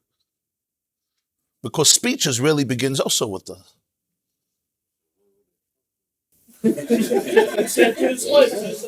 Practice. Abavram, practice. I know the language very well. It feels very natural to me. Practice. Yeah, Vayomer, you're right. Vayomer Adam Zaysapam, yeah.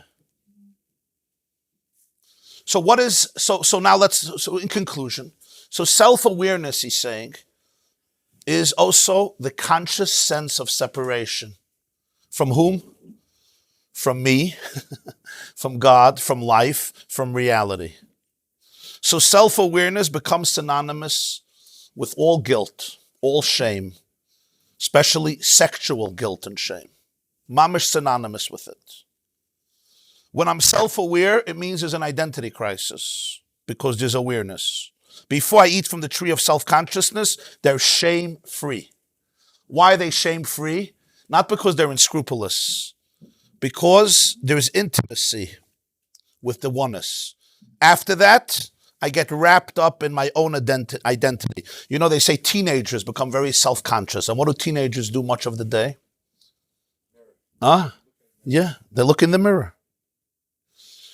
I want to ask you a question. When you open a family album, a group album, let's say you went on a trip with somebody, whose picture do you look for first?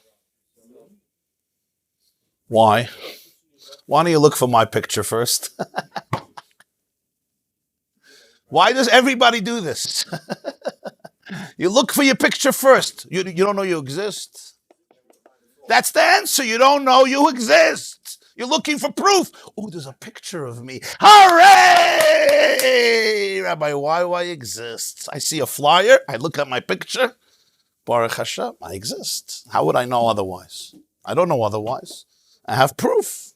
Look, big picture. And the bigger the picture is, the better. The bigger the existence. That's not going to help. Then I'll go to therapy that I'm not sure I exist. Taking away the picture, you're still in the same game, don't you understand? It's an orbit. You could take away, it's not, you have to go out of that game. You have to go out of that mindset. I am godlike. I am divine, if you haven't known, Aaron, right? But I inject it with the toxicity of self-consciousness. And the moment I do that, he said it's the source for every taiva and every avera. Everything just follows from that. From there to get to an avera is very far. It's not, but it's the source. Yeah, now we're post-Eitz Hadas. Now, if I'm a teenager and I'm doing things that I feel are not good, so now my self-consciousness is compounded with mountains of shame and mountains of guilt and mountains of secrecy from everything that's going on my phone that nobody knows besides me. So now when I'm 26 or 31 or 42, there's like guilt from here to China, right? Much more serious than the virus. And the shame is from here to the Philippines. And it drives me deeper into my head, right? You ever watch these people? You're completely in my head. I'm further away from reality. I'm more and more, any event I'm in, I can't even be there. I can't even look at you. I'm in my head. I'm narrating my life to myself, away and away from reality. I took the human condition from Eitz Hadas and I exaggerated it, and it became a titanic malady. All trauma is basically our condition exaggerated, dramatized. It's just compounded. And I can't function like this. Why? You can't narrate your experience to yourself 24 hours a day.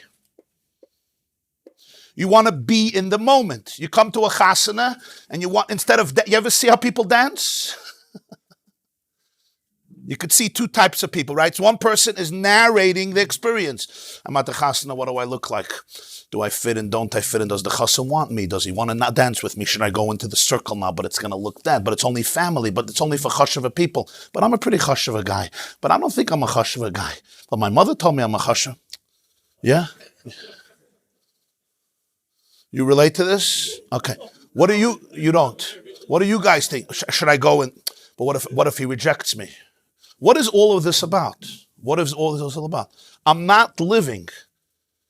I am videotaping, and I'm the narrator of my life. That's who I am. I'm not living.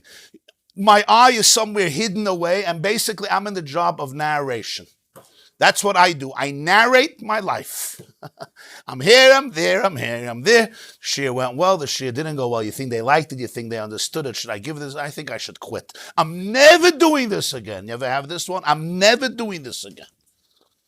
Even if you say I'm always doing it again, it's still in the same nakuda. I'm just self-narrating. I'm further away from reality. I'm stuck in a cerebral mind game which means my mind is completely alienated from itself. So now, if I'm very sensitive to this, I look for numbers, because I just want to forget about this narrating role in my life. I don't want to narrate my life, so I look for numbers. So I come into a family gathering. I can't be present. Some people, before they go into gatherings, Hanukkah parties or Purim parties, whatever, they do other stuff because they're stuck in their head.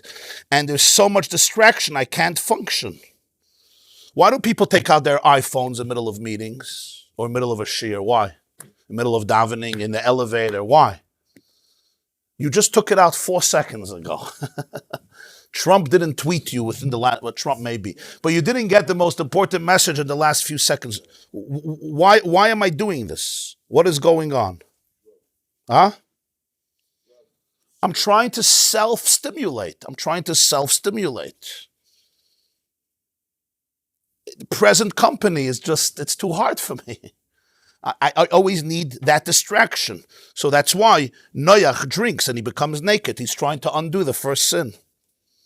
The problem, of course, is that Noach lives after the Eitz Hadas, and getting drunk is not going to help. So the addict says, I'm going to get trashed. I'm going to get wrecked. That's his way of dealing with the Eitz Hadas. I understand him. And for once, he has 10 minutes of serenity because he's wrecked and he's trashed and he's out of his own head and he feels alive. Nebuch, he's more dead, but he feels alive. He can't function soberly.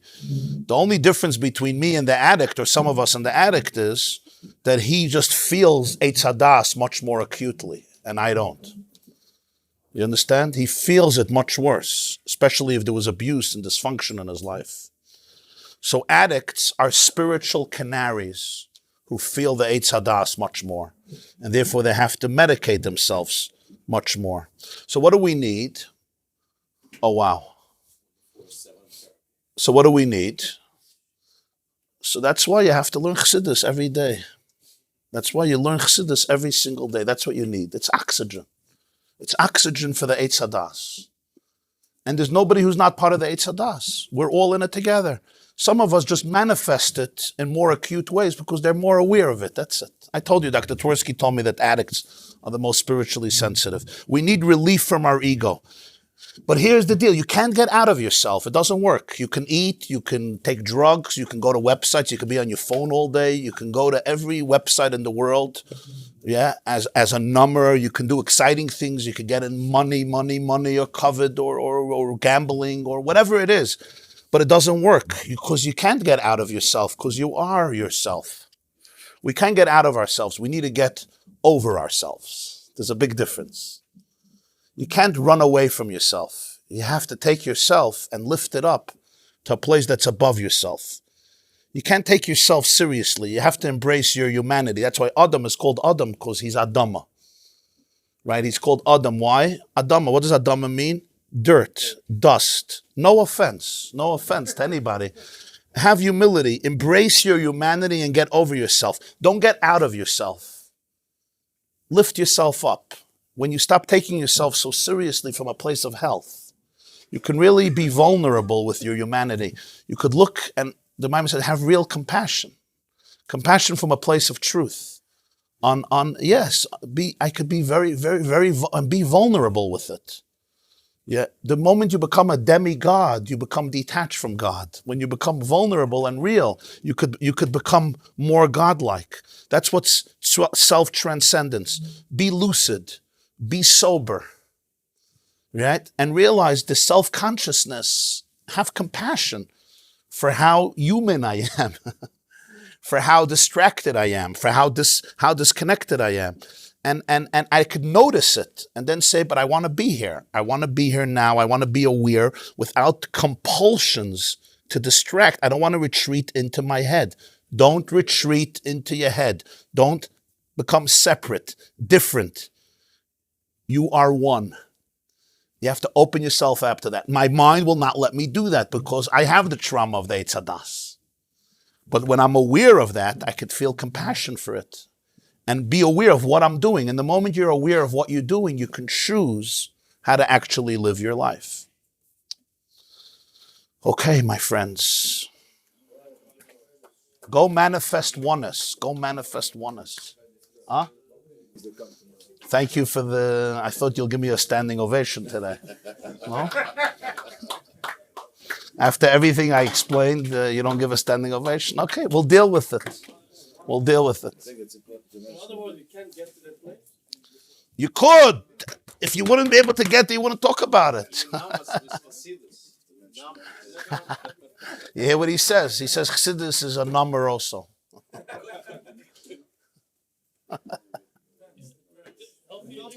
It could be. Everything could be a number. Huh? Depends how you take it.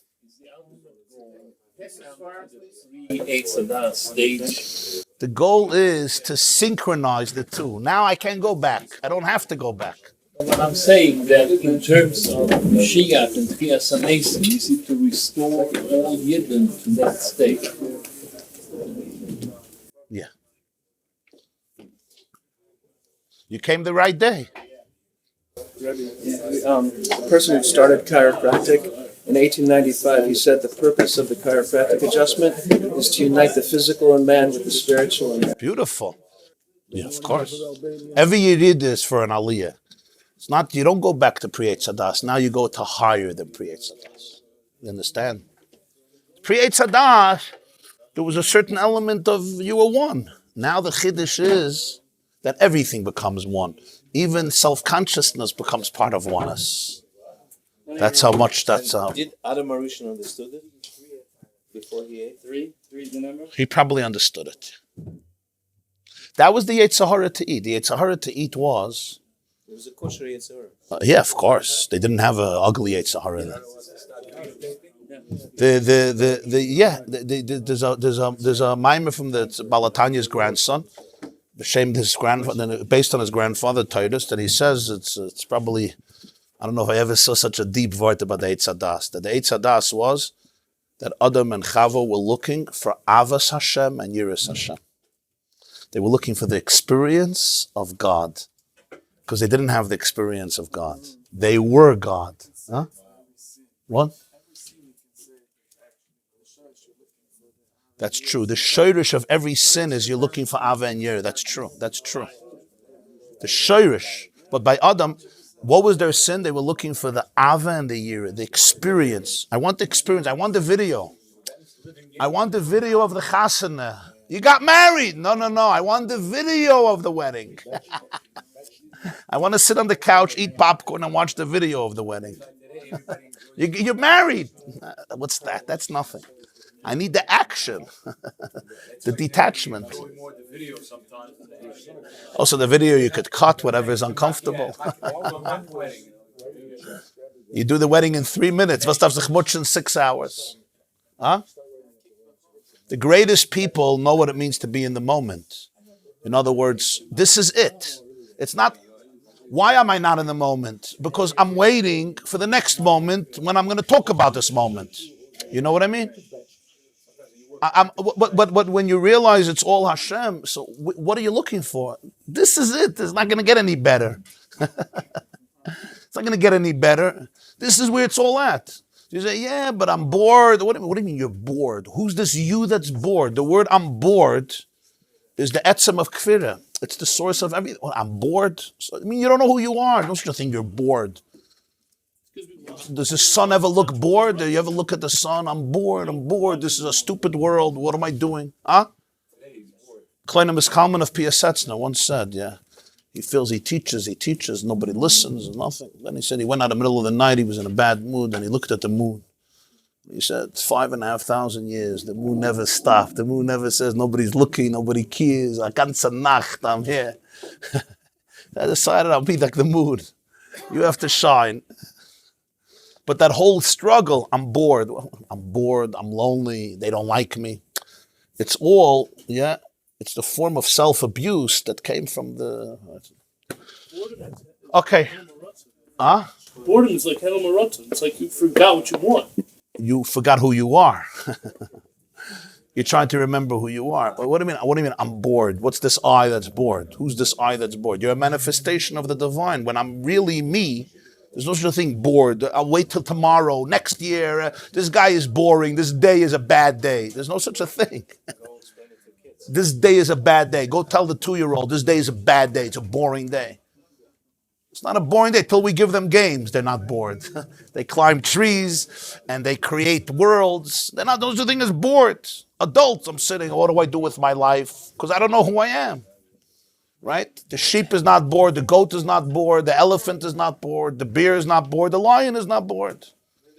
If you have to hunt, you hunt. If you got to play with the cubs, you play with the cubs. You hunt, you come back. That's the whole Baruch Nafshi. Today we're going to say Baruch Nafshi. Baruch Nafshi is the seamless flow of nature. Hakfirim shayagim l'tar of Tizrach Hashem. You ever do Baruch Nafshi? We do it before Musaf. Moses has felt a guten Schierheit. They sagen that Rabbi YY was on. He was on. He was in the zone. So do it in English today. Do it in English. Baruch Nafshi is something to do in English. It's a beautiful chapter. All of science and one chapter of Tehillim. We're always pre and post together. We're always. You're always pre and you always post. That's the point. Eitzadas is not a one-time event. It's an ongoing moment. It's a choice every moment. No, listen to what I'm telling you. Eitzadas is a choice every moment. Right now, will I eat from the Eitzadas or not? It's every moment a choice. Like Moshe says, "Ubacharta b'chayim." Will you choose life? You don't have to tell anybody to choose life. You have to tell somebody to choose life, unless they're nebach crazy, but that won't help to tell them. Ubacharta b'chayim means, will you choose to become one with life? Will you choose Eitzachayim or Eitzadas? Will I choose the tree of detachment, which means the tree that leads to numbness, because it begins with self-awareness? Or will I touch the tree of transcendence? This is the truth of life. The Alter Rebbe reveals here the truth of life, the deepest truths of life. Of course, it's always a spectrum. Depression and anxiety is probably the most pure form of Eitzadas. Of course. Depression and anxiety is the essence of Eitzadas. That they got depressed. They got full guilt, shame. I'm a horrible person. I'm anxious. They shut down. God says, Ayeka, where are you? That question couldn't happen before. What do you mean, where are you? What do you mean? I'm nowhere. I'm you. I'm nowhere. But they became isolated, became lonely. There's now separation. And that's where tznius comes in. You have to get dressed because you're self-aware of a body that is corruptible. Why does a woman have to get dressed? Why does a man have to get dressed? Why can't we just all walk around natural, like in the zoo? And the answer is, right, they'll put you in cherem, or they'll institutionalize you. Why? Because there's isolation. We live in isolation. Now we actually can go to pre-Eitzadas because we now have clonazepam or all this medicine that can put us back. Okay. But right, so medication never does the trick. That's the point. Because medication is an escape of the self, not a transcendence of the self. That's what I was explaining. Noach got drunk and he became naked. You know why?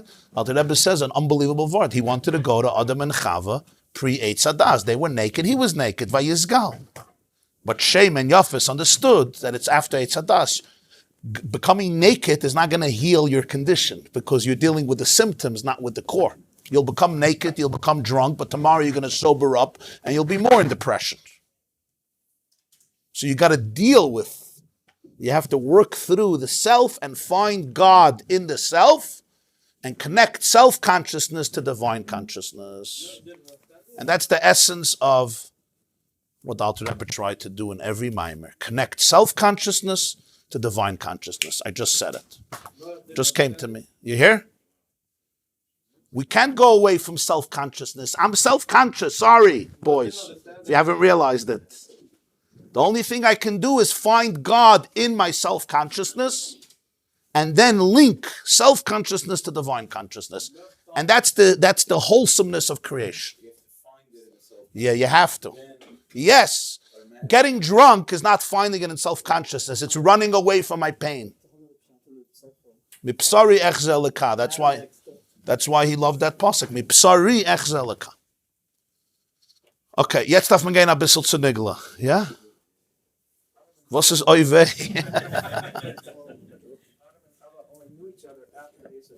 in a way. Well, they went to marriage therapy after Eitz Hadas because suddenly she says, I have needs, and he says, I have needs, and you have needs, and I have needs. And you think we can bring this together. Suddenly there were a lot of needs. That's Hayeka. Hayeka means, where are you? Like, where are you in the world? Oh, I'm feeling horrible, God. Oh, really? I'm feeling naked. Hamin ha'etz hazeh asher tzivisicha, you must have eaten from the tree. Haman. Hamin is Haman, right? Haman. Eitz Hadas is Haman. What's Purim? Purim is Ad the Lo Yada. To go to a place that's higher than Das. That's the connection to Masechta Megillah. This class is brought to you by theyeshiva.net. Please help us continue the classes. Make even a small contribution at www.theyeshiva.net/donate.